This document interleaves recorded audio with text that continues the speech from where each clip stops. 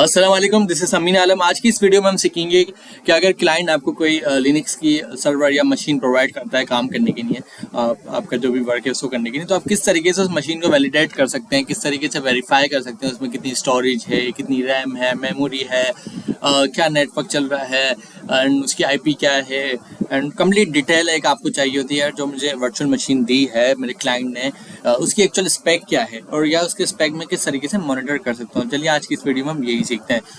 Continue करते हैं। मेरे पास एक लिनक्स की मशीन है। सबसे पहले मैं चेक करूँगा इसका ऑपरेटिंग सिस्टम कौन सा है, वर्ड ऑपरेटिंग सिस्टम इसमें यूज़ हो रहा है, लिनक्स यूज हो रहा है तो मुझे नज़र आ रहा है। लेकिन हम कैट etc OS रिलीज, ये मैंने एक डायरेक्टरी है, इसको मैं प्रिंट करवा रहा हूँ। तो यहाँ मैं देखता हूँ मेरे पास सेंटोस का स्ट्रीम यूज़ हो रहा है, वर्जन 8 यूज़ हो रहा है एंड उसका जो आईडी है वो ये है, वर्जन आईडी, प्लेटफॉर्म आईडी, तमाम डिटेल मेरे पास यहाँ पर शो हो गई हैं। अगर मैं दूसरे सिस्टम में जाता हूँ, जैसे मेरे पास यहाँ एक उबंटू है, मैं यहाँ पे करता हूँ कैट etc OS रिलीज, तो यहाँ देखिए मुझे शो हो रहा है उबंटू 2020 मैं यूज़ कर रहा हूँ and version code name everything यहाँ पे नजर आ रहा है। ऑपरेटिंग सिस्टम आप इजीली यहाँ से देख सकते हैं। इसके अलावा और क्या क्या चीज़ें देखने की होती हैं तो आगे मैं आपको बताना चाहूँगा। स्टार्ट करते हैं रैम से। रैम इस सिस्टम में कितनी है, तो फ्री एक कमांड है, फ्री को जैसा आपने इंटर करना है, ये आपको बता देगा आपकी total memory, use memory, free, shared and swap भी बता देगा। अच्छा, इसको हम ह्यूमन रीडेबल में कर देते हैं, -H का फ्लैग लगाते हैं, ये ह्यूमन रीडेबल हो जाएगा। जैसे पहले आपको यहाँ बाइट्स में शो हो रहा था, आपको MB एंड GB जिस तरह से ईजी रीडेबल हो। तो मैं आपको इस लाइन का मतलब बताता चलूँ, ये आपकी मेमोरी की लाइन है जिसमें आपकी टोटल मेमोरी आ रही है, जैसे लाइक यहाँ पे आ रही है 4 GB या 3.6 GB यहाँ पे हमारी मेमोरी है। इसमें से 400 यूज़ हो रही है। फ्री जो है हमारी, जो अभी फ्री है वो 2.2 है। ये हमारी मेमोरी शेयर्ड है 185 MB। ये हमारी कुछ बफर केशन है, रिजर्व करीब है एंड इतनी हमारे पास अवेलेबल है 2.8। अब ये देखते हैं, आप देखें फ्री कितनी है 2.2, लेकिन अवेलेबल कितनी है 2.8, क्योंकि बफर और ये भी इसमें से माइनस होकर काउंट हो रहा है। मेमोरी तो आप लोग समझते हैं, रैम होती है। रैम क्या होती है, रन टाइम एग्जीक्यूटेबल, या इसको हम बोल सकते हैं कि एक ऐसी मेमोरी जब आपका सिस्टम रन होता है तो जो भी आपके प्रोग्राम आपको नज़र आ रहे हैं, जैसे मेरे पास ये आपको प्रोग्राम नज़र आ रहा है, जैसे गूगल क्रोम खुला हुआ हमारे पास, ये सारे प्रोग्राम कहाँ पे लोड होते हैं, रैम में लोड होते हैं। ये रन टाइम एग्जीक्यूशन होती है। और जब हम अपना सिस्टम बंद करते हैं तो रन टाइम एग्जीक्यूशन वाली जो रैम होती है, मेमोरी, वो सारी वेस्ट हो जाती है, ज़ाया हो जाती है। लेकिन जो हार्ड ड्राइव होती है हमारी, वो हमारी सॉलिड स्टोरेज होती है, उसमें हमारा जो डेटा है वो रहता है, डेटा उसमें मौजूद रहता है, वो डिलीट नहीं होता। जबकि रैम का डेटा जो है वो टेम्प्रेरी लोड होता है, टेम्प्रेरी डिलीट हो जाता है। अब यहाँ पे सवाल आता है कि रैम रन टाइम मेमोरी, अगर मैंने अपने सिस्टम में 10 चीज़ें खोली हैं, ये सब रैम में लोड हुई हैं, जैसे कि वीडियो में रिकॉर्ड कर रहा हूँ, नोटपैड, VPN, ये सब चीज़ें जितनी भी आपको मेरे डेस्कटॉप पर चीज़ें नजर आ रही हैं, सब रैम में लोड हुई हैं। अब आप एक सवाल कर सकते हैं, रैम तो एक हमारे पास लिमिटेड होती है, अगर रैम फुल हो जाए तो क्या होगा। अगर कुछ प्रोग्राम, फॉर एग्जांपल यहाँ मेरे पास फ्रंट एंड स्क्रीन पे एक ही प्रोग्राम नज़र आ रहा है, बाकी प्रोग्राम बैक एंड पे चल रहे हैं, तो वो अगर ये रैम फुल हो जाती है तो वो प्रोग्राम का क्या होगा, क्या वो टर्मिनेट हो जाएंगे। उसके लिए एक अच्छा सिस्टम बनाया, स्वैप मेमोरी। स्वैप मेमोरी क्या होती है, ये आपकी हार्ड ड्राइव में से कुछ स्टोरेज लेकर उसको स्वैप के लिए रिजर्व कर लेते हैं। कि अगर फॉर एग्जांपल कोई ऐसा प्रोग्राम है, रैम हमारी फुल हो जाती है, या कोई ऐसा प्रोग्राम है जो रैम फुल होने के बाद लोड रहना चाहिए, मतलब ऐसा नहीं हो कि वो बिल्कुल ही स्किल्ड हो जाए, ज़ाया हो जाए, तो स्वैप मेमोरी हमें उस वक्त काम आती है। लिनक्स क्या करता है, स्वैपिंग करता है। स्वैपिंग का मतलब है मेमोरी से वो डेटा उठाता है और स्वैप में लेके चले आता है, इसको स्वैपिंग कर देता है। और जब उसको लगता है कि ये स्वैपिंग से डेटा उठाकर वापस, स्वैप से डेटा उठाकर वापस रैम में लाना है, मेमोरी में लाना है, तो अगेन स्वैपिंग करता है, यहाँ से डेटा यहाँ ले आता है। तो उससे फ़ायदा क्या होता है, आपकी हार्ड ड्राइव की storage as a swap utilise हो जाती है फॉर रैम। स्वैप तो आपको समझ में आ गया है। अच्छा, स्वैप आप यहाँ से भी देख सकते हैं, एक कमांड है कैट etc fs टैप। ये मैं एक फाइल कैट कर रहा हूँ और आपको शो कराना चाहता हूँ। ये देखें, ये एक फाइल नज़र आ रही है और यहाँ पर स्वैप मेमोरी हमने इनको बनाकर दी हुई है। ये रही कि डिफ़ॉल्ट स्वैप मेमोरी। अगर आपको स्वैप मेमोरी डिसेबल करनी है तो दो तरीके हैं आपको डिसेबल करने का। आप स्वैप ऑफ कर सकते हैं, -A की कमांड से स्वैप ऑफ -A, लेकिन ये जो है टेम्प्रेरी होगा, परमानेंट नहीं होगा। ये आप कमांड इंटर करेंगे, स्वैप ऑफ हो जाएगा, मतलब स्वैप खत्म हो जाएगा आपके सिस्टम से, लेकिन टेम्प्रेरी होगा, परमानेंट नहीं होगा। परमानेंट जैसे हमने लास्ट ऐसी लिनक्स में देखा था, हम उसको गेट इन फोर्स 0 कर रहे थे सेट इन्फोर्स 0, और वो हमें पता था कि वो परमानेंट नहीं है। सिस्टम रीस्टार्ट होगा, वापस आएंगे, वो अगेन से रिकंटिन्यू हो जाएगा, वापस से वो हो जाएगा, मतलब इन्फोर्स हो जाएगा। तो इसी तरह स्वैप मेमोरी यहाँ से मैं इस कमांड से ऑफ तो कर दूंगा, लेकिन जब मैं रीस्टार्ट करके आऊँगा ये वापस ऑन हो जाएगी। इसको परमानेंट ऑफ करने का तरीकाकार क्या है, ETC FS टैब में मैं जाऊँगा, और ये वाली जो लाइन है इसको मैं अच्छा मैं अभी VI नहीं चलाता, अभी मैं एक काम कर रहा हूँ नैनो चला रहा हूँ, क्योंकि VI की मैं अलग से वीडियो बनाने वाला हूँ। तो ये मैंने नैनो ओपन कर लिया। ये लास्ट वाली लाइन में स्वैप है, इसको जस्ट मैं हैश का साइन लगाऊंगा ये, और ये क्या हो जाएगा, हैश के साइन से कमिट हो जाएगा। कमिट से मुराद क्या है, वो डेटा जैसे यहाँ पे देखें कितना कुछ लिखा हुआ है लेकिन सबके साथ हैश है, तो ये ना एज आ मतलब इसका प्रोग्राम में काउंट नहीं होगा, इसकी कोडिंग में कीवर्ड्स इसके काउंट नहीं होंगे, ये कमिट हो जाएगा जस्ट एज अ टेक्स्ट लिखा हुआ होगा। तो ये कमिट्स अब आप अलग से गूगल कर सकते हैं। तो ये कमिट्स हो जाएगा, कमिट होने के बाद क्या होगा कि ये यूज़ में नहीं होगा, ये डिसेबल हो जाएगा। आप इस तरीके से इसको कमिट कर सकते हैं। अच्छा मुझे ज़रूरत नहीं है इसको कमिट करने की, इसीलिए मैं इसको नो कर रहा हूँ। मैं आपको जस्ट फॉर इंफॉर्मेशन बता रहा हूँ। आपने रैम मेमोरी तो देख ली। अच्छा फ्री अगर मैंने -h की जगह -m लगा दूँ तो ये MB में मुझे डेटा शो करेगा, एंड अगर यहाँ -g लगा दूँ तो ये GB में शो करेगा, -h लगा दूँ तो ये खुद ही ह्यूमन रीडेबल बना देगा, जिस तरह से कन्वीनियंट है। हम बात करते हैं प्रोसेसर, किस तरीके से हम अपने प्रोसेसर देख सकते हैं। आपको मालूम है आपके सिस्टम में एक CPU होता है, सेंट्रल प्रोसेसिंग यूनिट, वो सारे प्रोसेसर को एक साथ मिला के चलाता है।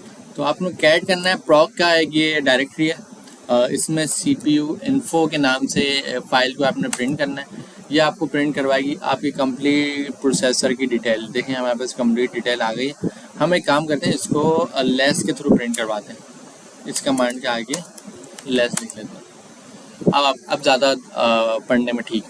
ये देखेंगे आपका प्रोसेसर नंबर 0 है। 0 लिनक्स में होता है क्या है, एक कोई अगर लिस्ट होती है ना, तो वो जो 1 नंबर होता है, 2 होता है, 3 होता है, लिस्ट जो है ना स्टार्ट 0 से होती है। 0 का मतलब आप 1 समझ लें, ये पहला प्रोसेसर है मतलब 0, इंडेक्स इसका 0 है। इसकी ID है, इसका CPU फैमिली क्या है, 6 इसकी फैमिली है, और मॉडल क्या है इसका 45 है, स्टेपिंग आ रही है, मल्टीपल चीज़ें सिपलिंग आ रही है, core ID and CPU core. इसके कोर्स कितने हैं, अब आपने देख लिया। CPU प्रोसेसर कितना है, 0 प्रोसेसर है, उसके अंदर कोर कितने, 1 कोर है, एंड काफ़ी चीज़ें इसमें नज़र आ रही हैं। अब हम नीचे थोड़ा स्पेस का बटन प्रेस करते हैं। अब हम आते हैं प्रोसेसर 1, मतलब ये हमारे लिए 2 हुआ, इसका इंडेक्स 1 है, 0 से स्टार्ट हुआ है। बाकी सब चीज़ें नज़र आ रही हैं, इसके भी आपको कोर नज़र आ रहे होंगे, कोर इसके आपको 1 नज़र आ रहे हैं। हम स्पेस करते हैं, अगेन आते हैं और आगे बढ़ते हैं। 1 हमारे पास हो गया है, एंड ये एंड हो गया। इसमें सिर्फ 2 ही कोड थे, 2 ही आपको नज़र आ रहे हैं। इसको मैं Q के बटन से क्विट कर रहा हूँ। एक और कमांड है जो बहुत ज़्यादा ज़बरदस्त कमांड है, वो है आपके पास LS CPU। ये आपको टोटल प्रोसेसर बता देगा कि टोटल 2 CPU आपके पास हैं, एंड यहाँ पर आपके पास जो थ्रेड आ रहे हैं, कोर आ रहे हैं, वो 2 आ रहे हैं। काफ़ी कंप्लीट आपको डिटेल एक सिंगल लाइन में उसने दिखा दी है, इतनी लंबी लिस्ट नहीं दिखाई। तो LS CPU की कमांड आप मुझे बताएं, वो ज़्यादा बेहतर है या CPU इन्फो की ज़्यादा बेहतर है। अब प्रोसेसर हमने देख लिया है। अब हम आते हैं हमारी स्टोरेज कितनी है, हार्ड ड्राइव कितनी है। तो उसके लिए मैं आपको 2 कमांड्स पहले बता चुका हूँ, एक आज बता रहा हूँ। LSBL के आपके सिस्टम में डिवाइस फाइल होती हैं। डिवाइस फाइल क्या होती है मैं आपको कंप्लीट डिटेल में बताने वाला हूँ। पहले मैं कमांड बता रहा हूँ LSBL का। ये आपके सिस्टम की टोटल ब्लॉक डिवाइस शो कर देगा। ब्लॉक डिवाइस का मतलब क्या है, जो भी स्टोरेज लगी हुई है। जैसे अगर किसी सिस्टम में 2 हार्ड ड्राइव लगी हुई है या 2 SSD लगी हुई है, तो हम उसको कंसिडर कर सकते हैं वो ब्लॉक डिवाइस है। 2 ब्लॉक डिवाइस लगी हुई, 1 हार्ड ड्राइव या 1 SSD लगी हुई, हम बोल सकते हैं ये ब्लॉक डिवाइस 1 लगी हुई। तो इस सिस्टम में भी एक ही ब्लॉक डिवाइस लगी हुई SDA के नाम से, एंड इसकी जो साइज़ आ रहा है 150 GB आ रहा है। ये इसकी डिस्क है, देखें टाइप। बाकी इसके कुछ पार्टीशन हुए हैं, एक बूट का पार्टीशन है एंड एक SDA2 के नाम से पार्टीशन है। उसके अंदर भी इन्होंने 3 फाइल सिस्टम ब्रेक करे हुए और LVM के थ्रू करे हुए। देखिए एक इन्होंने ये पार्टीशन बनाया हुआ है, ये भी पार्टीशन है, और इसके अंदर इन्होंने LVM बनाया हुआ है, लॉजिकल वॉल्यूम इसे हम बोलते हैं। इससे मैं अलग से वीडियो बनाऊंगा। लॉजिकल वॉल्यूम मतलब मल्टीपल इन्होंने पाथ के ऊपर इसको ब्रेक कर दिया कि अगर कोई स्लैश यूज़ करता है, लिनक्स में स्लैश आप लोग जानते हैं क्या होता है, रूट होता है। अगर कोई रूट यूज़ करता है उसको 70 GB एलोकेट कर दो, और इसके अलावा रूट के अंदर जितनी भी फाइल फोल्डर हैं सबको 70 GB बराबर मिल जाएगा। इसके अलावा अगर कोई स्वैप मेमोरी जो मैंने आपको बताया था हार्ड ड्राइव में यूज़ हो रही थी, इसको 4 GB एलोकेट कर दूँ। इसके अलावा अगर अब आपने देखा जो स्लैश रूट है उसको 70 GB, और स्लैश रूट के साथ अगर कुछ भी आए, होम आए, dir आए, var आए, XYZ कुछ भी आए, सबको बराबर की मेमोरी मिल गई है, क्योंकि स्लैश को मिल गई मतलब सबको मिल गई। लेकिन हमने स्लैश होम को स्पेशली 75 GB अलग से दे दी है। इसका फ़ायदा क्या हुआ कि हम चाह रहे थे कि होम को अलग से मेमोरी मिल जाए। अब स्लैश होम के साथ जितने नेस्टेड डायरेक्टरीज आएंगी स्लैश लग लग के इसके अंदर, वो सबको इस 75 GB में से ही पार्ट मिलेगा, यहाँ से नहीं मिलेगा, क्योंकि हम ये समझ लें इसने अपना पार्टीशन अलग ले लिया। ये एक पूरी फैमिली है स्लैश फैमिली। स्लैश फैमिली में पूरा लिनक्स का सिस्टम आ रहा है। आप थोड़ी देर के नहीं कंसिडर कर लो। एक होम है, होम ने क्या करा, होम ने कहा यार मुझे बराबर का हक नहीं मिल रहा, मेरे स्लैश के साथ जो ना और भी सिबलिंग हैं और भी चाइल्ड हैं वो ज़्यादा मेमोरी ले जाते हैं, मुझे नहीं मिलती। तो होम ने क्या करा, अपना हिस्सा अलग से ले लिया। होम ने अपना हिस्सा लेके अलग हो गया और उसने 75 GB एलोकेट कर लिया। अब स्लैश इसको आगे फ्यूचर में मेमोरी नहीं देगा, क्योंकि इसके बाद 75 GB अपनी। अब होम के अंदर जितने भी फोल्डर फाइल होंगे वो इन्हीं 75 GB में से मिलेंगे। अगर होम के अलावा कोई फोल्डर है, जैसे स्लैश वार है, स्लैश वार अभी भी इसी का पार्ट रहेगा, क्योंकि उसने अपना हिस्सा नहीं लिया है। इस तरह स्लैश बूट है, इसने भी अपना हिस्सा लेकर अलग हो गया है, ये भी 1 GB एलोकेट करता है। तो आपने देखा एक ब्लॉक डिवाइस है, 2 पार्टीशन है, एक बूट का एक दूसरा, और दूसरा पार्टीशन उसके अंदर ये आपके LVM बने हुए, लॉजिकल वॉल्यूम बने हुए। अच्छा, LSBL की तो आपको समझ आ गया होगा। अब हम देखते हैं मेमोरी हमारी कहाँ का एलोकेट हो रही है। जैसा अभी हमने डिस्कस करा कि जो स्लैश है इसके अंदर बहुत सारी डायरेक्टरीज होंगी, फोल्डर्स होंगे, वो सब अपना कोई ना कोई स्टोरेज रिजर्व करते हैं। तो वो कौन सी फाइल है जो कितना स्टोरेज रिजर्व कर रही है, ये भी तो हम जानना चाहते हैं। तो यहाँ पर हमारे पास कमांड है df-h की, जो आप ऑलरेडी पढ़ चुके हैं।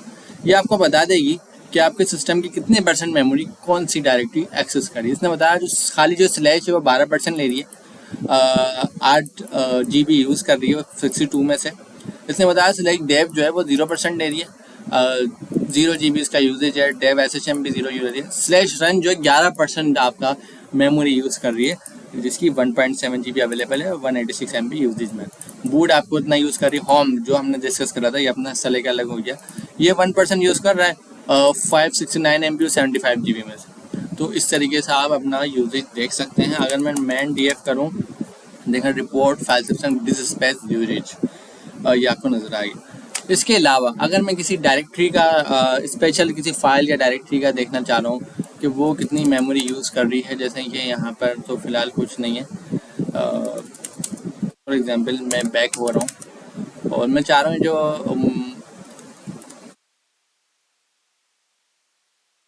ये जो मेड OPT है या तो प्रॉक है, ये प्रॉक डायरेक्टरी खुद कितना GB स्टोरेज इसके पास है इस वक्त। तो उसके लिए हमारे पास DU की कमांड है, DU-H, और आगे हम प्रॉक लिख देते हैं। इसने क्या करा, अच्छा ये क्या हो रहा है, मैं आपको U12 से बता देता हूँ ताकि ज़्यादा इजी हो जाए। यहाँ मेरे लिए थोड़ा आसान है, क्योंकि ये आपको आपके लिए ईजी रीडेबल होगा। अब मैं कह रहा हूँ DU-H file.t, इसका आप देखना चाह रहे हैं कितना है इसका स्टोरेज है। इसने बताया इसका तो 0 है। आपने कहा अच्छा DU-H name.txt, इसका भी फिलहाल 0 ही है। बैक आ जाते हैं, कोई ऐसा फोल्डर लेते हैं जिसमें थोड़ा डेटा हो। DU-H PIAC, इसके अंदर इसने बताया ये सब हैं, लेकिन ये 0 यूजेज पे हैं।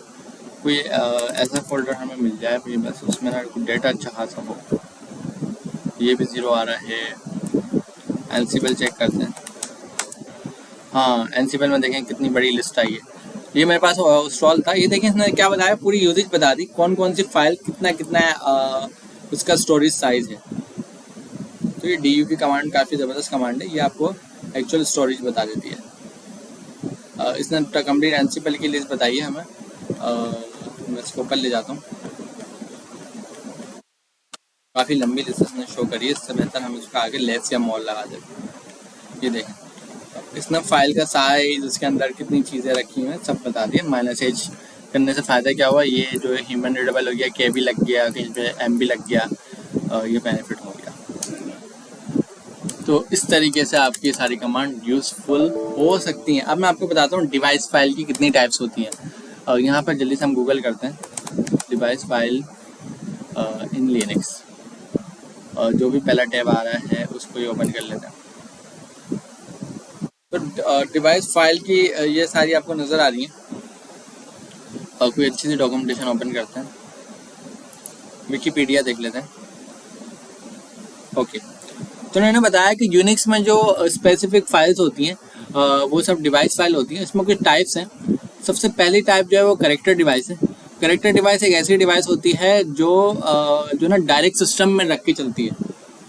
मतलब मैं ऐसा समझाता हूँ, जैसा भी मैंने आपको रैम की एग्जांपल दी ना, कैशे वाली मल्टीपल एग्जांपल दी, तो एक करेक्टर डिवाइस होती है, वो क्या करती है, वो रो डिवाइस होती है और रो फाइल होती है। रो फाइल से मुराद है रॉ मटेरियल, जैसे आपने सुना हो ना, रो फाइल होती है। तो जो भी मैं यहाँ पे मैं शेल में कमांड्स इनपुट कर रहा हूँ, आउटपुट कर रहा हूँ, स्टैंडर्ड इनपुट आउटपुट, वो सब ना करेक्टर डिवाइस होती है। और करेक्टर डिवाइस की मैं कोशिश करता हूँ आपको लोकेशन भी बता देता हूँ। डेव TTY यहाँ पर होती है, CD डेव, ये TTY वाली डिवाइस जो है।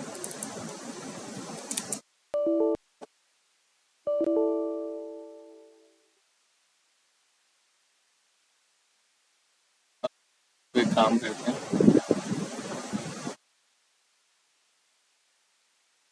तो इसको मैं कुछ इस तरीके से शो करता हूँ, ls-l और यहाँ ग्रेप लगाते हैं क्योंकि ज़्यादा फाइल्स हैं TTY।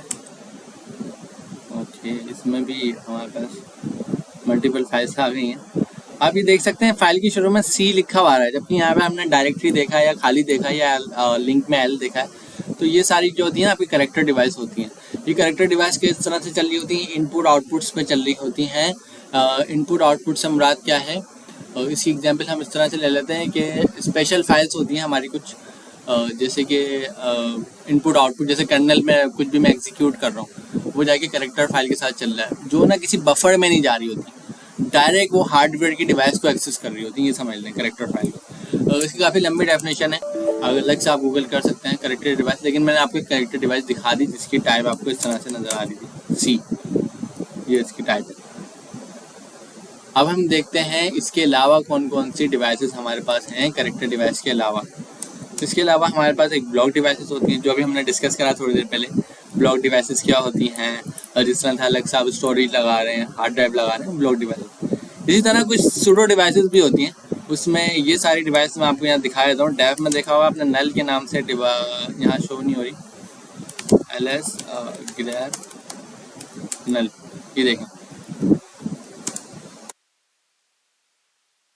ये भी आपकी करेक्टर डिवाइस में काउंट होती है, लेकिन इसको आप बोल सकते हैं ये आपकी सूडो डिवाइस है, नल।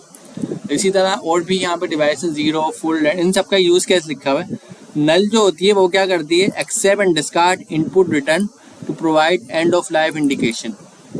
एंड 0 जो करती है वो जितने भी इसके इनपुट होते हैं उसकी जो मतलब कंटिन्यूस स्ट्रीम जो होती है, कंटिन्यूस जो इनपुट आ रहे होते हैं उसको एज अ नल करेक्टर कर देती है।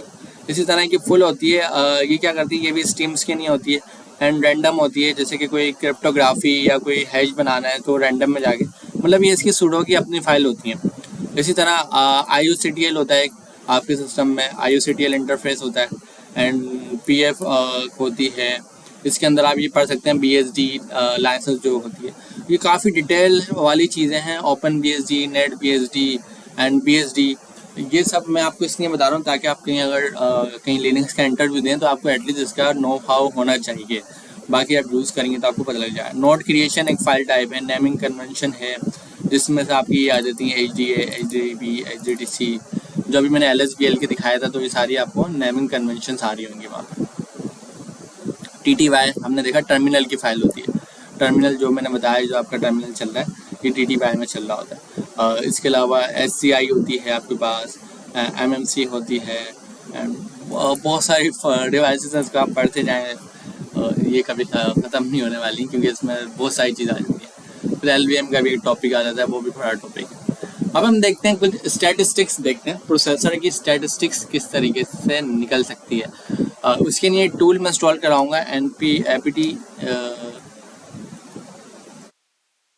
इंस्टॉल sysstat, ये एक टूल है, सूडो लगा देते हैं यहाँ पे।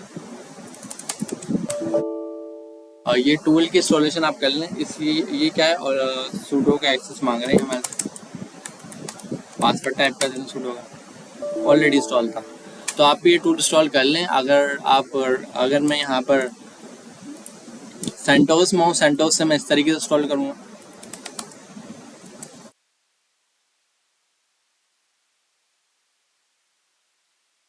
सेंटोस में इस कमांड से होगा, रिबन टू मी कमांड आप ऑलरेडी देख चुके हैं। सूडो यहाँ भी लगेगा, पासवर्ड अभी फिलहाल मैं टाइप नहीं कर रहा, ठीक है। तो आप लोग देख चुके हैं, यहाँ पर ऑलरेडी है। अब मैं आपको कमांड बताना चाह रहा हूँ, एमपी स्टेट।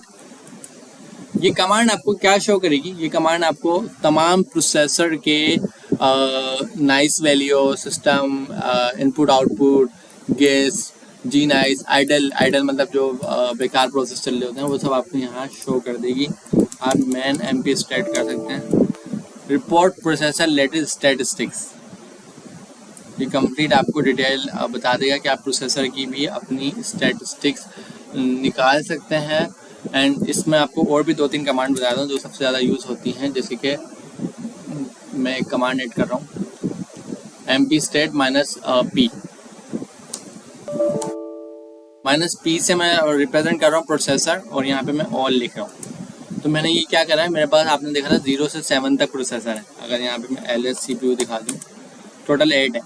0 से 7 मतलब 0 1 2 3 4 5 6 7 8। तो ये 8 CPU का इसने -p मैंने ऑल प्रोसेसर कर दिया। इसने 8 प्रोसेसर का इसने मुझे कंप्लीट डिटेल बता दी, स्टैटिस्टिक्स रिपोर्ट दिखा दी।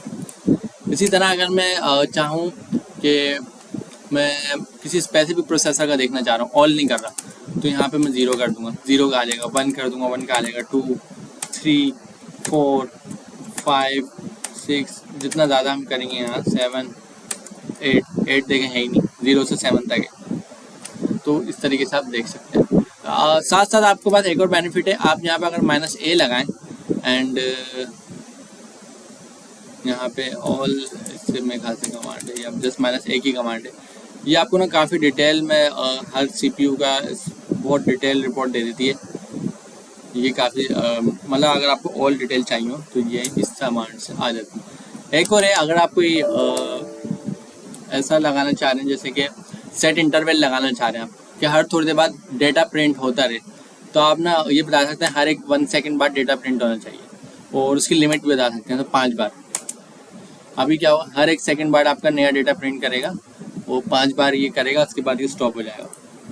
तो इस तरीके से आपके पास पॉसिबिलिटी है कि आप अपना डेटा जो है वो प्रिंट करवा सकते हैं। सेट इंटरवल जैसे हमने लगाया है, यहाँ पर सेट इंटरवल लगा सकते हैं। जैसे इसने देखा 5 बार करा, मैं इसको दोबारा कंटिन्यू कर लेता हूँ।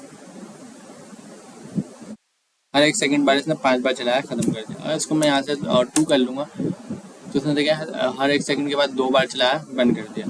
अगर यहाँ से मैं सेकंड 2 कर दूँगा, हर ये 2 सेकंड के बाद 1 बार चला देगा, टोटल 2 पे आके इसकी लिमिट रुक जाएगी। तो ये सेट इंटरवल भी लग सकता है, बड़ी ज़बरदस्त ये कमांड है। इसी तरह एक और कमांड है IO स्टेट।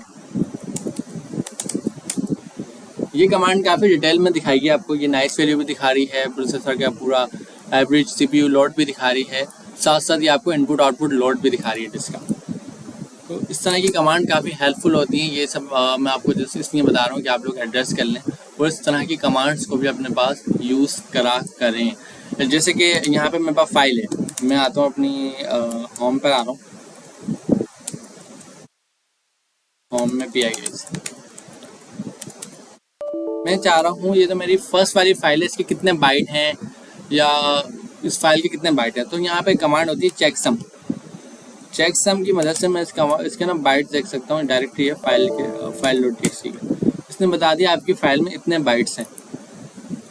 तो ये चेकसम की कमांड भी आपकी नहीं ज़बरदस्त होती है। मैन चेकसम आप कर लें, count a byte in a file, सही है। और ये भी एक कमांड काफ़ी यूज़फुल है। इस तरह से एक टाइम की कमांड होती है। टाइम की कमांड आपको क्या बताती है, सिस्टम की रिसोर्स की यूजेज बता देती है कि आपके सिस्टम की एक्चुअल रिसोर्स यूजेज क्या है। जैसे कि यहाँ पर रियल आ गया, यूज़र आ गया, सिस्टम मतलब यूज़र से कितने यूजेज क्या है, यूज़र की SYS की यूजेज क्या है, मतलब सिस्टम की अपनी यूजेज क्या है, और स्पेसिफिक यूज़र की यूजेज क्या है, और एक रियल जो फाइल की यूजेज क्या है। ये काम बताए कब आती है, जैसे कि अगर मैं कोई wget कर रहा हूँ google.com, अब मैं ये देखना चाह रहा हूँ कि google.com डाउनलोड होने में कितना टाइम लगा रहा है। अब इतना अच्छा खासा टाइम बाय करा, देखो इसने आखिर में मुझे रिपोर्ट दे दी, मिली सेकेंड्स बता दिए कि एक्चुअल इसकी यूजेज क्या ही है, यूज़र की क्या ही है, सिस्टम की क्या है। इसको भी आप मैन टाइम कर सकते हैं। Run the program in summarise system resource usage, ठीक है। ये आपको यहाँ पर यूजेज शो करा रहा है फाइल में। फॉर्मेटिंग भी कर सकते हैं, काफ़ी चीज़ें इसमें डिटेल में मिल जाएंगी। तो टाइम की कमांड आपको कैसी लगी? इसके अलावा एक ट्रू फॉल्स की कमांड भी मैं आपको बताना चाहूँगा। लिनक्स में ट्रू एंड फॉल्स की कमांड भी होती है। ट्रू एंड फॉल्स के कुछ रिजल्ट तो नहीं शो कर रही, इसका मैं आपको बिहेवियर बता देता हूँ। क्या आपके लिनक्स में ना एक वेरिएबल होता है, उस वेरिएबल का नाम ये है क्वेश्चन मार्क। ये क्वेश्चन मार्क वेरिएबल अपने पास क्या डिटेल्स रखता है? ये अपने पास लास्ट कमांड का स्टेटस रखता है। जैसे अगर यहाँ पे मैं करता हूँ इको हेलो वर्ल्ड, तो ये कमांड का स्टेटस क्या है? सक्सेसफुल स्टेटस है, कमांड चल गई है। तो अगर मुझे इसका स्टेटस देखना हो, मैं क्या करूँगा, इको वेरिएबल कॉल करने के लिए $, और वेरिएबल का नाम है हमारा क्वेश्चन मार्क। इसने क्या शो करा? 0। 0 का मतलब हमारी लास्ट कमांड जो थी वो सक्सेसफुल चली है। अगर यहाँ मैं कर दूँ कोई ऐसी कमांड चलाता हूँ मैं, इको हेलो वर्ल्ड की जगह ना यहाँ मैं क्या करता हूँ, $O लगा देता हूँ, कमांड में एरर आ गया है।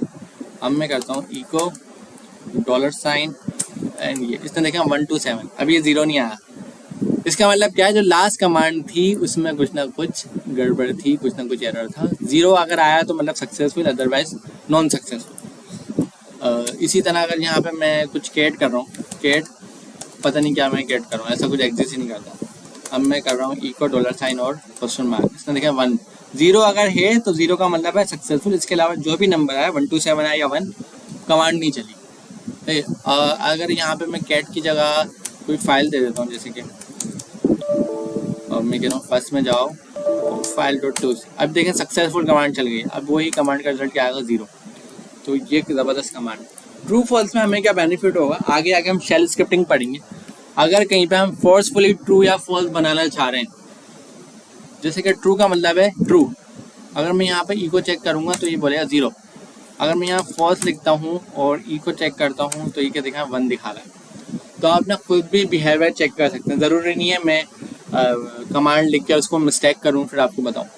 इसकी एग्जांपल ऐसे हो सकती है, अगर ये ट्रू करता है, आपने एम्फेसिस लगा दिया, इको यहाँ पे वैल्यू इज नहीं,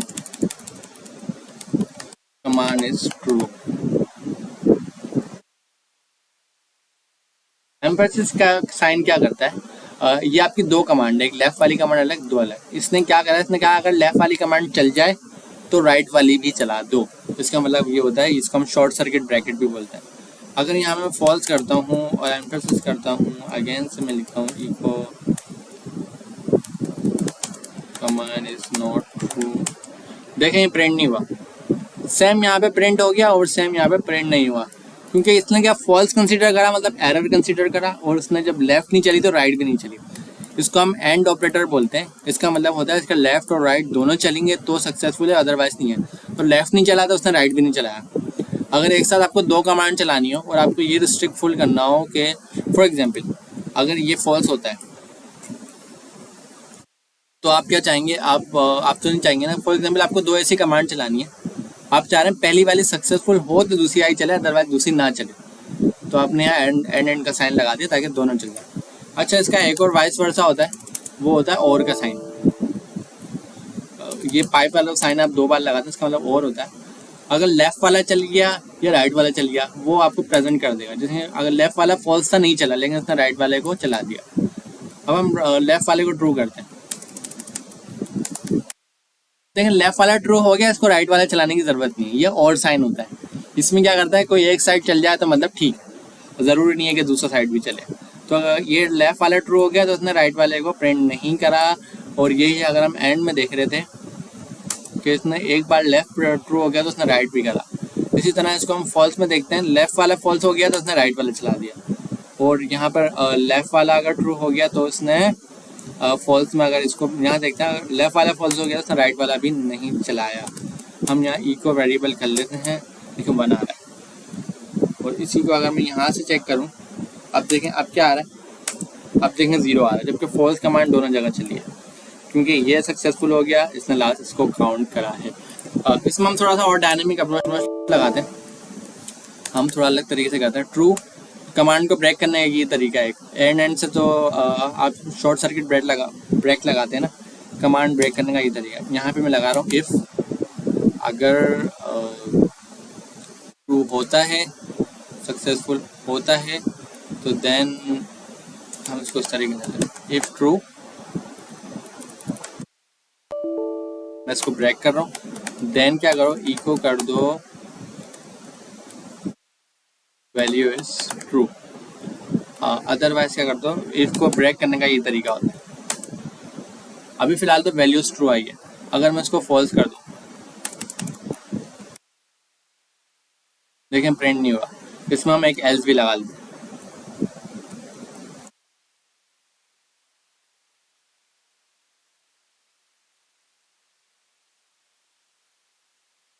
वैल्यू इज नॉट ट्रू, तो अभी क्या प्रिंट हुआ, वैल्यू इज नॉट ट्रू, बिल्कुल ऐसा ही है। हमारी वैल्यू जो है फॉल्स थी, और हम वैल्यू अपनी ट्रू करते हैं तो वैल्यू इज ट्रू। आपने इस तरह से कंडीशन बना ली। इस तरह से आप और भी कंडीशन बना सकते हैं, जैसे कि आप वाइल की कंडीशन बना सकते हैं। तो वाइल जो है अगर वो ट्रू होता है तो आप क्या करें, देन चला दें, एंड देन आप क्या करें, इको ट्रू, इस तरह से कुछ भी आप प्रेजेंट कर दें।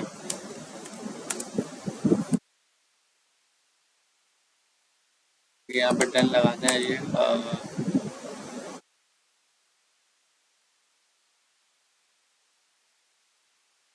वाइल का सिंटैक्स मुझे आई थिंक देखना होगा।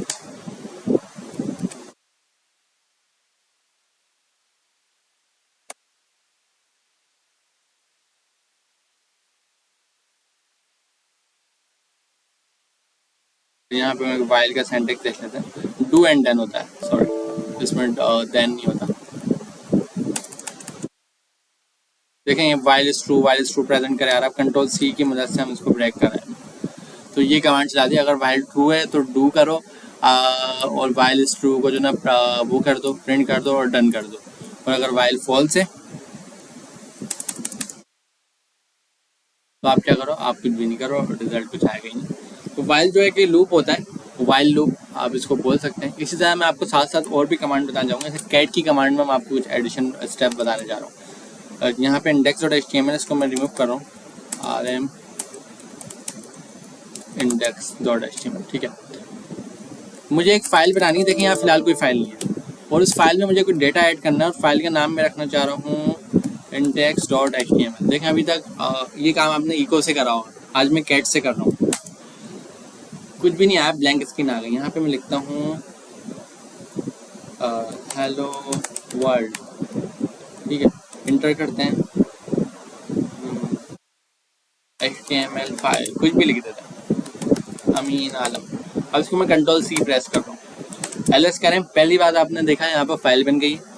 दूसरा, अगर आप इस फाइल को प्रिंट करते हैं तो इसमें देखें 2 डेटा लिखा हुआ, लास्ट वाला डेटा इसने ऐड नहीं करा क्योंकि मैंने इंटर नहीं करा था।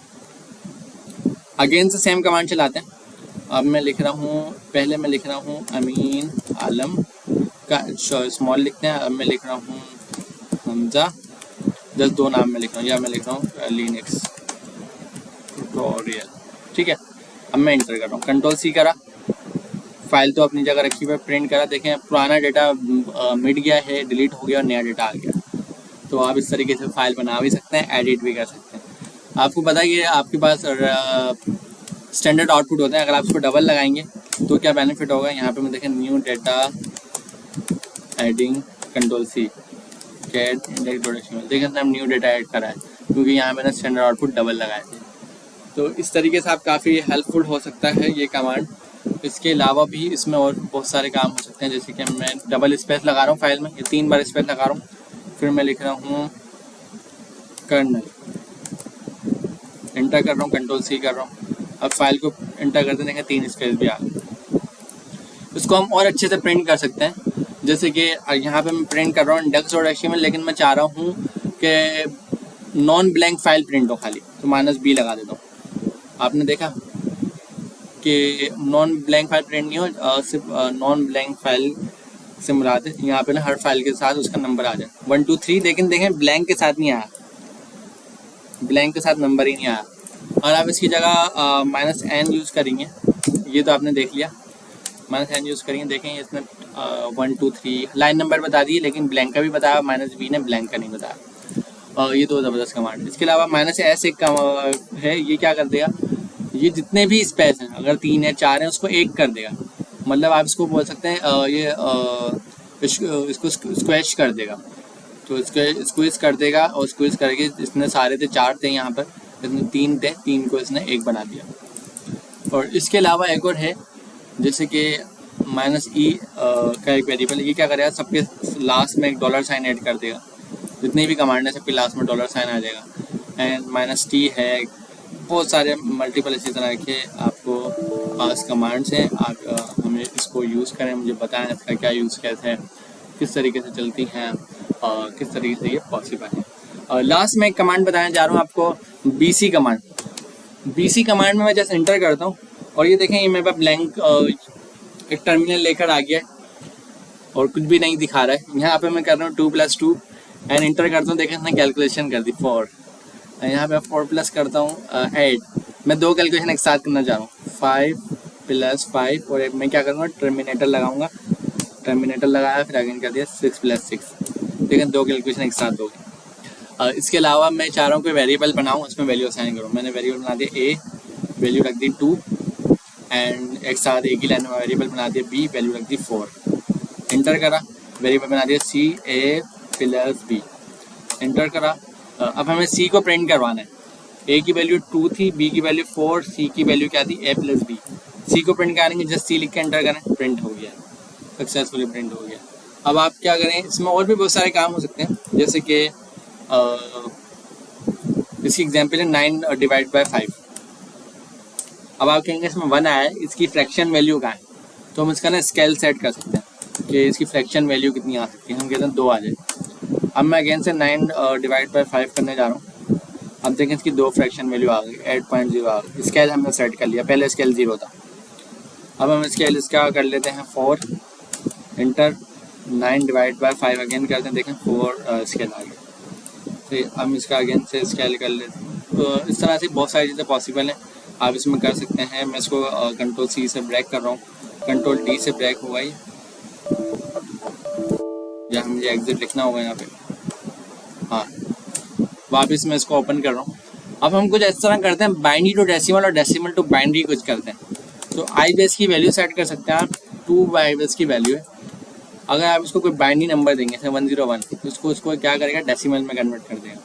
जैसे कि कोई बाइनरी नंबर आप मुझे बताएं, 4 * 1, देखिए 15, आप इसका निकालने यही आ रहा होगा।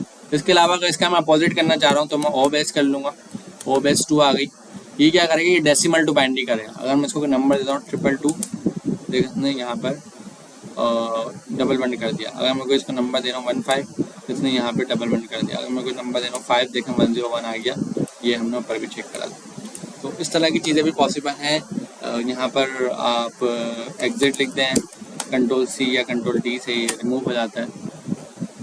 तो इस तरह की काफ़ी कमांड्स हैं जो आप एक्सप्लोर कर सकते हैं, और साथ साथ मुझे भी बताएं कि इन कमांड का क्या पर्पस है। और ख़ास तौर पर मैं आपको कुछ और भी चीज़ें एडिशन करना चाहूँगा। जैसे मैंने आपको भी बताया कि इको हेलो, मैं चाह रहा हूँ इसके साथ 2 कमांड एक साथ प्रिंट हो, इको वर्ड। देखिए हेलो अलग चली, वर्ड अलग चली। अगर मैं इसको यहाँ पर और लगा दूँ तो कोई एक साइड चलेगा, लेफ्ट चल गया तो राइट नहीं चलेगा। एक होता है less than and greater than, ये क्या होता है इसको भी देखते हैं। उससे पहले आपको एक और कमांड बता दूँ मैं, टेस्ट कमांड। इसको मैन कर लेते हैं। टेस्ट कमांड क्या करती है, check file type and compare value. File की टाइप चेक करेगी और उसकी वैल्यू को कंपेयर करेगी। ये कमांड भी बड़ी ज़बरदस्त कमांड है। यहाँ पे मैं रख रहा हूँ टेस्ट और लिख रहा हूँ 100 - GT, इसका मतलब ग्रेटर देन 90। मुझे ये बताएं, ये ट्रू है या फॉल्स है? ऑफकोर्स ये ट्रू है, लेकिन देखें कुछ रिजल्ट नहीं आया। क्यों नहीं आया? क्योंकि अभी हमें एम्फेसिस लगाना है, इको लिखना है एंड यस करना है। यस आ गया। अगर इसको मैं वाइस वर्सा करता हूँ, लेस देन करता हूँ, -LT का मतलब है लेस देन, देखें अब नहीं आया। अगर मैं यहाँ पे और का साइन लगाता हूँ, जैसे यहाँ पे एंड हो गया और हो गया, इको नो कर देता हूँ।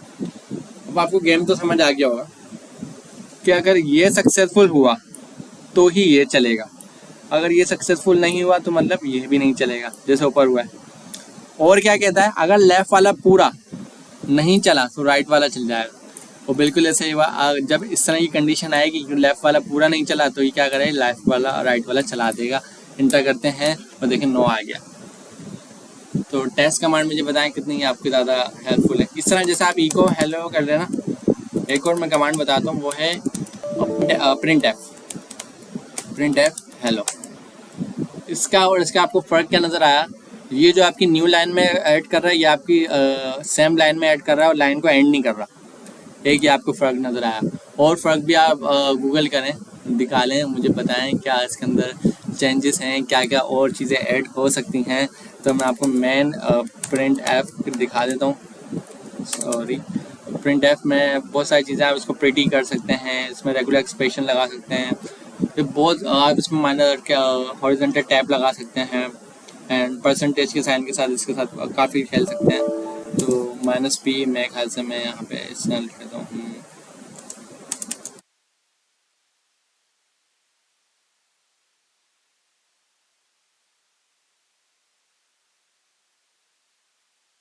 काफ़ी इसमें काम हो सकते हैं, इको के मुकाबले में काफ़ी ज़बरदस्त कमांड है प्रिंट एफ। अब साथ साथ मैं आपको एक और कमांड बताने जा रहा हूँ, टी। ये command, read from standard input and right standard output file. ये कमांड क्या करती है? ये कमांड भी बहुत ज़बरदस्त कमांड है। इसका मैं आपको मतलब ऐसे बता देता हूँ, जैसे कि यहाँ index.html है, इसको मैं रिमूव कर रहा हूँ, कुछ भी नहीं है यहाँ पर।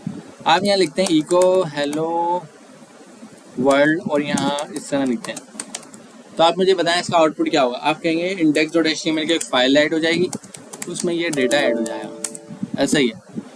अब मैं इसमें दोबारा से अगर हेलो वर्ल्ड की जगह लिखूँगा अमीन आलम, तो आप कहेंगे फाइल भी राइट हो जाएगी और डेटा ओवर राइट हो जाएगा, ऐड नहीं होगा। एडिशन कराने के लिए क्या होगा, डबल ग्रेटर देन लगेंगे, एंड आप देखें 2 बार नाम आ गया होगा। ये तरीका तो ज़बरदस्त है। दूसरे तरीके से कैसे कर सकते हैं, अगर आप शेल स्क्रिप्टिंग लिख रहे हैं तो उसमें तो आप स्टैंडर्ड आउटपुट इस तरीके से यूज़ नहीं कर सकते। तो आपके पास एक कमांड है टी के नाम से। टी की कमांड को यूज़ कैसे करना है वो मैं आपको बताता हूँ। मैं यहाँ लिख रहा हूँ हेलो वर्ल्ड। अभी देखिए यहाँ कोई भी फोल्डर नहीं है, echo hello world. Echo hello world के साथ आगे हम लगा रहे हैं पाइप का साइन, टी लगा रहे हैं। टी के आगे ना हम एक ये समझ लो एक फ़ाइल बनाना चाह रहे हैं, index.html। हम ये चाह रहे हैं जो इको का कमांड में जो प्रिंट हो रहा है पाइप की साइन की मदद से वो इधर आ गया है, तो वो कहाँ चले आए, index.html में चले आए। अब आपने एक फ़र्क देखा होगा, जब आप इस तरीके से चला रहे थे तो आपने देखा वो आउटपुट नहीं देता था, वो सिर्फ index.html में चले जाता था। यहाँ उसने देखें आउटपुट दिया है, और अगर मैं index.html देखूँ तो उसने वहाँ भी ऐड करा है। तो टी की कमांड का पहला फ़ायदा वो आउटपुट भी शो करेगा और फाइल में भी एडिशन करेगा। दूसरा बेनिफिट, अब मैं यहाँ पे कुछ और टेक्स्ट एडिट करना है, मैं ऐड करना चाह रहा हूँ अमीन आलम। देखें आउटपुट दिया, साथ साथ एडिशन भी करा, लेकिन इसने फाइल ओवरराइट कर दी, एडिशन नहीं करी। तो उसके लिए आपको -i का ये दबाना होता है। यहाँ पे मैं अमीन आलम 2 लिख देता हूँ, और देखें इसने प्रिंट भी कर दिया जो करंट टेक्स्ट था। और देखें अमीन आलम 2 -i नहीं -a होता है। अमीन आलम में 1 कर देता हूँ। देखें पहले 2 आ गया फिर 1 आ गया, अपेंड होता है a का मतलब, इसने अपेंड कर दिया। इसका एक बेनिफिट मैं बता रहा हूँ। अब यहाँ पे मैं कुछ नया डेटा ऐड करना चाह रहा हूँ, अमीन आलम 3, लेकिन मैं चाह रहा हूँ एक और न्यू फाइल बने, न्यू index.html बने, उसमें भी ऐड हो जाए। फ़ायदा क्या होगा इसका, इसने अमीन आलम 3 को आउटपुट भी दिखा दिया। अगर index.html दूंगा तो देखें उसमें 3 लाइन ऐड हो गई। अगर मैं न्यू index.html देखूंगा तो देखें उसमें जो है, अच्छा मैंने कैट नहीं लिखा, उसमें भी लाइन ऐड हो गई। और इस तरह के इसमें आपके पास मल्टीपल बेनिफिट्स हैं। अब मैं आपको बताने जा रहा हूँ लास्ट कमांड, नेटवर्क की कमांड। आप अपने सिस्टम की IP कैसे देख सकते हैं, IP स्पेस A करके इंटर करें, बहुत सारे यहाँ पर नेटवर्क इंटरफेस आ जाएंगे। नेटवर्क इंटरफेस क्या होते हैं, नेटवर्क इंटरफेस आपके पास आपके सिस्टम की वो हार्डवेयर इंटरफेस कार्ड होता है जिसके थ्रू नेटवर्क आपकी कनेक्टिविटी आपके सिस्टम से बन रही होती है। अगर सर्वर है तो उसमें नेटवर्क इंटरफेस क्या है, जिसके थ्रू लैन या वाईफाई ये सब आपके नेटवर्क इंटरफेस में कार्ड होते हैं। जैसे कि इसके नाम है, ये लूप बैक है, ये लूप बैक डिफ़ॉल्ट होता है। ये इसका जो ये समझ लें इंटरफेस जो है ये 0 है। ये वाईफाई का आ रहा है, ये वाईफाई 1 का आ रहा है, ये वाईफाई 2 का आ रहा है, वाईफाई 3 का आ रहा है। इस तरह के मल्टीपल इंटरफेस आ रहे हैं। आई नेट के साथ जो ये लिखी हुई है आपकी IP है, ये आपका ब्रॉडकास्ट एड्रेस है। एंड इसमें ये IP6 है आपकी। इस तरह से यहाँ भी आपकी IP आ रही है, ब्रॉडकास्ट एड्रेस आ रहा है और यहाँ भी आ रहा है। मल्टीपल जगहों पे आपको इस तरह से मिल रहा होगा। यहाँ से इस तरीके से आप अपनी IP निकाल सकते हैं। और होस्ट नेम की कमांड है, होस्ट नेम बता देगा आपको, होस्ट नेम माइनस आई, होस्ट नेम की IP बता देगा। बेस नेम की कमांड है, ये क्या करती है? Strip directory and suffix from file name.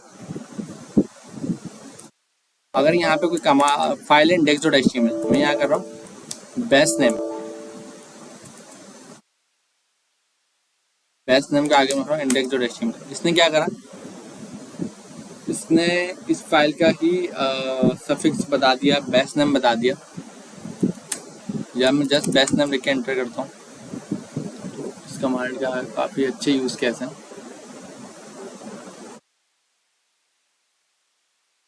मैं काम करता हूँ फर्स्ट में जाके चला दूँ।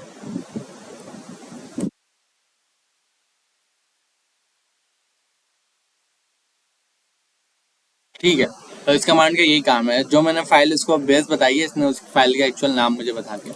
इस तरह ना एक और कमांड है dir नेम। अगर मैं इसको फाइल टू txt दूंगा तो ये मुझे इसकी ना डायरेक्टरी बता देगा कि इसकी डायरेक्टरी कहाँ है। बेस नेम को मैंने क्या करा, मैंने इसको जस्ट इस तरह से फाइल बताई, इसलिए मुझे इस तरह से लोकेशन बता रहा है। अगर मैं इसको शुरू से एड्रेस बताऊँ जिसको आप बोलते हैं एब्सोल्यूट पाथ, तो ये किस तरीके से शो करेगा? तो देखें, इसने मुझे पूरा मेरी एक्चुअल जो बेस नेम है वो बता दिया। अगर यही मैं dir नेम के साथ करूं, dir नेम ने क्या बेनिफिट हुआ कि इसने मुझे इसके जो डायरेक्टरी है ना वो बता दी। अगर आप किसी फाइल की डायरेक्टरी निकालना चाह रहे हैं, PWD करने की जरूरत नहीं है, पूरी फाइल का पाथ लिख के एंटर करें, डायरेक्टरी आपको बता देगा। बेस नेम मालूम करना चाह रहे हैं, पूरी फाइल का पाथ लिखें, वो आपको बेस नेम बता देगा। तो ये दो कमांड भी काफ़ी हेल्पफुल कमांड होंगी। इसी तरीके से एक और कमांड साथ साथ क्योंकि कमांड एक के बाद एक याद आ जा रही है, इसीलिए मैं बता रहा हूँ TR की कमांड। TR की कमांड का बेनिफिट क्या है? TR में मैं यहाँ पे जैसे एक्सप्रेशन लिख रहा हूँ, capital W and small w, ठीक है, इंटर कर रहा हूँ, आपको यहाँ ब्लैंक आ रहा है। मैं लिख रहा हूँ www.google.com, इंटर करा, कुछ भी नहीं हुआ। अब मैं लिख रहा हूँ कैपिटल W.google.com, आपने नोट करा, इसने जैसे मैंने कैपिटल W काउंट करा, इसने स्मॉल w लिख कर दे दिया। इस तरह के इसके और भी यूज़ कैसे हैं। और मैं यहाँ TR में बता सकता हूँ कि भाई A to Z, अगर कोई कैपिटल A से कैपिटल Z तक लिखे तो उसको स्मॉल a से स्मॉल z तक कर दो। सॉरी, सही, मैं इसको थोड़ा सा ना रिफ्रेश कर लेता हूँ। अब मैं यहाँ लिख रहा हूँ हेलो वर्ल्ड, इसने देखा स्मॉल कर दिया। अब मैं क्या लिख रहा हूँ, अमीन का A कैपिटल, M छोटा, E capital, again E capital, N again small, Alam का A small, L A M, इसने इसको भी स्मॉल कर दिया। अब मैं कुछ भी लिख रहा हूँ फ्री SDK, इसने इसको भी स्मॉल कर दिया। पूरी कमांड कैपिटल लिख रहा हूँ कुछ भी, इसने सबको स्मॉल कर दिया। तो ये TR की कमांड को आप मैन करके पढ़ लें। ट्रांसलेट और डिलीट करेक्ट, ये क्या करती है? ट्रांसलेट करती है और डिलीट करेक्टर करती है। इसमें आप इस तरह से एक्सप्रेशन भी लगा सकते हैं कि अगर जब भी कोई आपको अपर केस बताए, आपने क्या करना है, उसको लोअर केस में कन्वर्ट कर देना। लोअर केस में कन्वर्ट कर देना। अब मैं आपको यहाँ बता रहा हूँ अपर केस, लोअर केस में कन्वर्ट हो गया। मैं आपको बता रहा हूँ ओप्पो, लोअर केस में कन्वर्ट। काफ़ी हेल्पफुल कमांड है और ज़बरदस्त कमांड है। इस तरह की और भी कमांड आप लोग पढ़ सकते हैं, गूगल करें, ढूंढें। अब एक और लास्ट चीज़ मैं आपको बताना भूल गया, लिमिट की कमांड मैं आपको बताना भूल गया हूँ। जैसे कि यू लिमिट, ये कमांड है। अभी आपके पास जो इस वक्त मेरे पास सिस्टम है ना, वो अनलिमिटेड है। अनलिमिटेड से मुराद क्या है और लिमिट से मुराद क्या है? आप एक ऑपरेटिंग सिस्टम के साथ क्या क्या प्रोसेस कर सकते हैं? मल्टीपल यूज़र लॉगिन करवा सकते हैं, multiple user at a time login हो सकते हैं, 10 यूज़र, 20 यूज़र, 30 यूज़र। और मल्टीपल स्क्रीन्स ओपन हो सकती हैं, मल्टीपल प्रोसेसर चल सकते हैं, मल्टीपल फाइल्स ओपन हो सकती हैं, जैसे कि ये फाइल इस वक्त ओपन है, फॉर एग्जांपल ये फाइल इस वक्त ओपन है नैनो में। तो इस तरह के बहुत सारे काम है। फाइल का साइज़ हो सकता है, इस फाइल के एक स्पेसिफिक बाइट्स होंगे, उसका भी एक मैक्सिमम नंबर है, वो अनलिमिटेड है। सॉरी, लिमिट आप किस तरह से कर सकते हैं, क्या आप स्ट्रिक्ट लगा दें कि सिर्फ 4 यूज़र लॉगिन करें, 5वां नहीं कर सके, फाइल का साइज़ 1 GB से ज़्यादा ना हो, इस तरह की लिमिट्स कैसे लगा सकते हैं। तो आपके पास ETC में जाएँ, सिक्योरिटी में जाएँ, LS करें, यहाँ पे आपके पास लिमिट कॉन्फ के नाम से मौजूद है डायरेक्टरी, इसके अंदर चले जाएँ और ये आपके पास पूरी फाइल कमिट होगी है फिलहाल। लेकिन आप क्या कर सकते हैं, देखिए कोर पे भी लिमिट लगा सकते हैं, data, F size, mlog, non file RSS, stack, CPU, max log, priority, nice value and कहाँ बहुत सारी CH रूट लिमिट आप लगा सकते हैं। यूज़र के ऊपर लिमिट लगा सकते हैं, हार्ड लिमिट देखें आपको नज़र आ रहा हो नीचे, ये आपको हार्ड लिमिट नज़र आ रही है कि soft limit and hard limit file की यूज़र की। तो लिमिटेड भी कर सकते हैं आप अपने लिस्ट को, जो फिलहाल अनलिमिटेड है।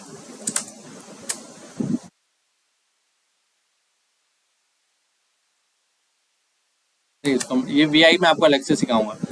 और क्या क्या कमांड है आप मुझे कमेंट्स बॉक्स में बताएं, मैं उन कमांड्स का भी एक अच्छा सा वीडियो बनाकर आप लोगों को शेयर करूंगा।